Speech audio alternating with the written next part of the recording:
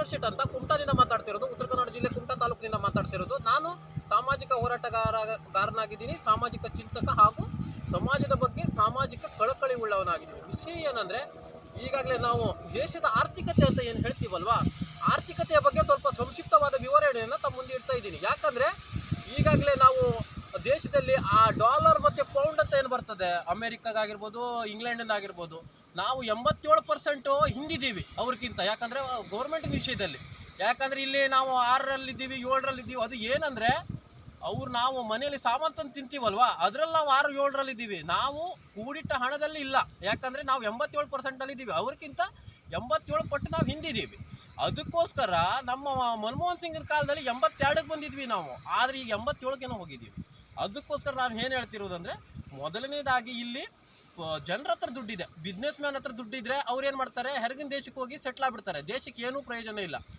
ಅದೇ ನಾವು ಇದು ನಮ್ಮದು ದೇಶದ ಒಂದು ಸರ್ಕಾರ ಬಲಪಟ್ಟರೆ ನಾವು ಬಲಪಟ್ಟಂಗೆ. ಕಳೆದ ಬಾರಿನೂ ಕೂಡ ಈಗ ಹಳೆಯ ಕಾಲದಲ್ಲೂ ಇದೇ ಥರ ಇತ್ತು. ಯಾಕಂದರೆ ಮಠ ಕಟ್ಟಿದವರು ಭಾಳ ಜನ ಇದ್ದರು, ಮತ್ತು ಪರ್ವತ ಹತ್ತಿಳಿದವರು ಭಾಳ ಜನ ಇದ್ದರು. ಆದರೂ ಕೂಡ ನಮಗೆ ಮೊಘಲರು ಮತ್ತು ಬ್ರಿಟಿಷರೆಲ್ಲ ಆಳ್ಕೊಂಡು ಹೋದರು. ಆದರೂ ಕೂಡ ಈಗಿನ ಸಮಯದಲ್ಲೂ ಅಂಥವರೇ ತಯಾರಾಗಿದ್ದಾರೆ. ಅದಕ್ಕೋಸ್ಕರ ನಮ್ಮ ದೇಶದ ಭದ್ರತೆ ನಮಗೆ ಮುಖ್ಯ. ಆ ಒಂದು ನಿಟ್ಟಿನಲ್ಲಿ ದೇಶವನ್ನು ಈಗ ನಾವು 82 ಬಂದಿತ್ತಲ್ವಾ, ಈಗ 82ರಲ್ಲಿ 81 ಹೀಗೆಲ್ಲ ಬರ್ತಾ ಡೆವಲಪ್ಮೆಂಟ್ ಆಗ್ತಾ ಹೋದ ನಂತರ ನಮಗೇನಾಗ್ತದೆ ಅಂದರೆ, ಆ ದೇಶದವ್ರು ಬಂದು ಇಲ್ಲಿ ಕೆಲಸ ಮಾಡ್ತಾರೆ, ನಮಗೆ ಆರ್ಥಿಕತೆಯಲ್ಲಿ ಬಲ ಆಗ್ತೀವಿ ನಾವು. ಈಗಾಗಲೇ ನಾವು ಬಾಂಗ್ಲಾದವರು, ನೇಪಾಳದವರು ಬರ್ತೇವ್ರು. ಯಾಕೆ ಬರ್ತಾರಂದರೆ, ಬಡವರು ಶ್ರೀಮಂತರ ಮನೆಗೆ ಕೆಲಸ ಮಾಡೋದು ವಾಡಿಕೆ, ಅದು ಬಡ ಕಂಟ್ರಿ. ಆ ಒಂದು ನೇಪಾಳದವರೆಲ್ಲ ಯಾಕೆ ಬರ್ತಾರಂದರೆ, ಬಡ ಕಂಟ್ರಿ. ಮತ್ತು ಬಾಂಗ್ಲಾದೇಶದವರು ಅವ್ರು ಬಡ ಕಂಟ್ರಿ ಆದ್ರಿಂದ ಬರ್ತಾರೆ. ಯಾಕಂದರೆ ಅವ್ರಿಗೆ ದುಡಿಸ್ಕೊಂಡು ನಮ್ಮ ದೇಶ ಇದಾಗಬೇಕು, ಶ್ರೀಮಂತ ಆಗಬೇಕು. ಬಿಟ್ಟರೆ ನಾವು ಕೋಮು ಪ್ರಚೋದಿತ ಹೇಳಿಕೆಗಳು, ಕೋಮು ಪ್ರಚೋದಿತ ಮಾಡಿದ್ರೆ ಯಾವುದೇ ರೀತಿ ನಮ್ಮ ದೇಶ ಬಲ ಆಗೋದಿಲ್ಲ. ಯಾಕಂದರೆ ನಾವು ಅಮೇರಿಕಾ ಮತ್ತು ಇಂಗ್ಲೆಂಡ್ಗೆಲ್ಲ ಯಾಕೆ ಹೋಗ್ತೀವಿ ಅಂದರೆ, ಅಲ್ಲಿ ನಮಗೆ ಅದು ಸ್ಯಾಲ್ರಿ ಜಾಸ್ತಿ ಆಗ್ತದೆ. ಅಲ್ಲಿಂದ ಒಂದು ಇದು ತಂದರೆ ನಾವು ನೋಡಿ, ಮೊದಲೇ ದುಬೈದಿಂದ ₹1 ತಂದರೆ ನಮ್ಗೆ ₹20 ಆಗ್ತಿತ್ತು, ಈಗ ₹22 ಆಗ್ತಾಯಿದೆ. ಮತ್ತು 2 ಪಟ್ಟು ನಾವು ಹಿಂದೆ ಹೋಗಿದ್ದೀವಿ. ಅದಕ್ಕಾಗಿ ನಾವು ಏನು ಹೇಳ್ತಾ ಇದ್ದೀವಿ ಅಂದರೆ, ನಮ್ಮ ಸರ್ಕಾರ ಬಲಪಡಿಸ್ಬೇಕು, ಒಂದನೇದು. ಮತ್ತು ಎರಡನೇದು ಏನಂದರೆ, ಈಗಾಗಲೇ ಡಾಲರ್ ರೇಟು ಯಾವ ಥರ ಜಾಸ್ತಿ ಆಗ್ತಾ ಹೋಗ್ತದೆ, ಡಾಲರ್ ಪೌಂಡ್ ಆಗಿರ್ಬೋದು, ಏನೋ ಆಗಿರ್ಬೋದು, ಅವರು ಆ ಮಟ್ಟದಲ್ಲಿ ಬಲಪಟ್ಟಿದ್ದಾರೆ, ಸರ್ಕಾರ ಬಲಪಟ್ಟಿದೆ ಅಂತ ಅರ್ಥ. ಈಗ ನಾವು 6ರಲ್ಲಿದ್ದೀವಿ, 7ರಲ್ಲಿದ್ದೀವಿ, ಯಾವುದರಲ್ಲಿ ನಾವು ಸಾಮಾನು ತಂದು ತಿಂತಾ ಇರೋದ್ರಲ್ಲಿ, ಮನೆಗೆ ಕೂಡಿಟ್ಟಿದ್ದಲ್ಲ ಅಲ್ಲ ಅದು. ಅದಕ್ಕೋಸ್ಕರ ಈ ಕೆಲವೊಂದು ಜನ ಮಿಸ್ಗೈಡ್ ಆಗ್ತಾ ಇರೋದು ಅಲ್ಲೇ. ಯಾಕಂದರೆ ನಾವು ಒಂದು 6ರಲ್ಲಿ ಇರೋದು ಯಾಕಂದರೆ ಸಾಮಾನು ತಂದು ತಿಂದು ಮಾಡ್ತಾ ಇರೋದು ದೊಡ್ಡ ಕುಟುಂಬ ಅನ್ನಂತ ಅದು ಇರೋವಂಥದ್ದು ಸಹಜ. ಆದರೆ ನಮಗೇನಾಗ್ತದೆ, ಸರ್ಕಾರ ಬಲಪಟ್ಟರೆ ನಾವು ಬಲಪಟ್ಟಂಗೆ. ಯಾಕಂದರೆ ಆರ್ಮಿಗಳಿಗೂ ಕೂಡ ಅಲ್ಲಿ ಹೊರಗಿನ ದೇಶದ ಮಾದರಿಯಲ್ಲಿ, ಯಾಕಂದರೆ ಅಮೇರಿಕಾ ಮಾದರಿಯಲ್ಲಿ ಆಗಿರ್ಬೋದು, ಆರ್ಮಿಗಳಿಗೆ ಒಂದು ಅಲ್ಲಿ ಶಸ್ತ್ರಾಸ್ತ್ರ ಕೊಟ್ಟರೆ ಅವ್ರು ಯಾವುದೇ ರೀತಿಯಾದಂಥ ಕಾಲಕ್ಕೆ ಎದುರ್ಕೊಂಡು ಜಗಳಕ್ಕೆ ಬರ್ದಿಲ್ಲ. ಈಗ ನಮ್ಮ ಹತ್ರ ಕಾಲಿ ಪೀಲಿ ಏನು ಬೇಡೋದು ಪಾಕಿಸ್ತಾನ ಏನಿದೆ, ಅದು ಯಾಕೆ ಜಗಳಕ್ಕೆ ಬರ್ತಾ ಇದೆ ಅಂದರೆ, ನಮ್ಮ ಆರ್ಥಿಕತೆ ಅವ್ರಿಗೆ ಗೊತ್ತಿದೆ. ಅದಕ್ಕೋಸ್ಕರ ಆ ಒಂದು ನಿಟ್ಟಿನಲ್ಲಿ ಬರ್ತದೆ. ನಾವು ಆರ್ಥಿಕತೆಯಲ್ಲಿ ಬಲ ಆದರೆ, ಚೈನಾ ಥರ ಬಲ ಆದರೆ ಅವ್ರು ನಮ್ಮ ವಿಷಯಕ್ಕೆ ಬರೋದಿಲ್ಲ, ಇಂಡಿಯಾ ವಿಷಯಕ್ಕೆ. ಮತ್ತು ಆರ್ಮಿಗಳಿಗೆ ಪಾಪ ತೊಂದರೆ ಆಗೋದಿಲ್ಲ. ಅದಕ್ಕೋಸ್ಕರ ನಾವೇನು ಹೇಳ್ತಾ ಇರೋದಂದರೆ, ಪ್ರತಿಯೊಬ್ಬ, ಯಾಕಂದರೆ ರಾಜಕಾರಣಿ ವಿಷಯ ಬೇಡ ಇಲ್ಲಿ. ಯಾಕಂದರೆ ಆ ಪಕ್ಷದಲ್ಲಿದ್ದವ್ರು ಈ ಪಕ್ಷಕ್ಕೆ ಬಂದಿದ್ದಾರೆ, ಬರ್ತಾ ಇರ್ತಾರೆ. ಆದರೆ ಪ್ರತಿಯೊಬ್ಬ ಪ್ರಜೆಯ ಒಂದು ಕರ್ತವ್ಯ ಅದು. ಪ್ರಜೆ ಏನು ಮಾಡಬೇಕಂದ್ರೆ, ನಾವು ತುಂಬ್ತಿರುವಂಥ ಟ್ಯಾಕ್ಸು, ಯಾಕಂದರೆ ಅದು ಯಾವ ರೀತಿ ದೇಶಕ್ಕೆ ಬೆನಿಫಿಟ್ ಆಗ್ತಾ ಇದೆ, ಲಾಭ ಆಗ್ತಾ ಇದೆ.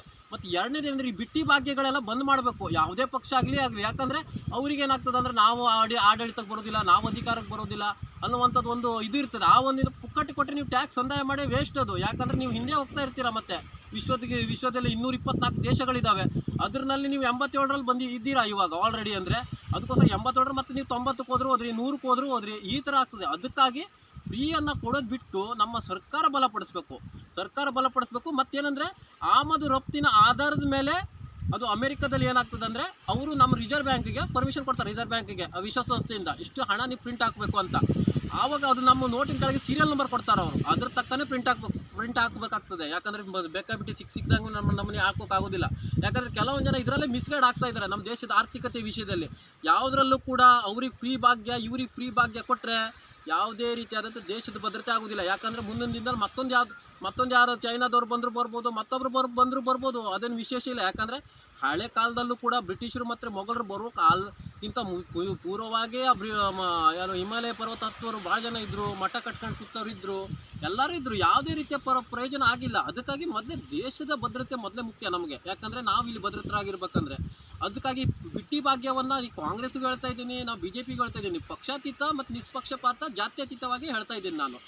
ಆ ಒಂದು ನಿಟ್ಟಿನಲ್ಲಿ ಈಗಾಗಲೇ ಬಿಟ್ಟಿ ಭಾಗ್ಯವನ್ನು ನಿಲ್ಲಿಸಿ, ಯಾಕಂದರೆ ನಮ್ಮ ದೇಶದ ಭದ್ರತೆನೇ ಇದು ಮಾಡಿ. ಯಾಕಂದರೆ ಮನಮೋಹನ್ ಸಿಂಗ್ ಕಾಲದಲ್ಲಿ 82ರಲ್ಲಿ ಇದ್ವಿ ನಾವು, ಈಗ 87ಕ್ಕೇನೋ ಹೋಗ್ತಾ ಇದ್ದೀವಿ. ಅದಕ್ಕಾಗಿ ನಮ್ದು ಆದಷ್ಟು ಕಡಿಮೆ ಆಗ್ತಾ ಬಂದ ನಂತರ ಕಾಂಪಿಟೇಷನ್ ಆಗ್ತದೆ. ಮಾರ್ಕೆಟ್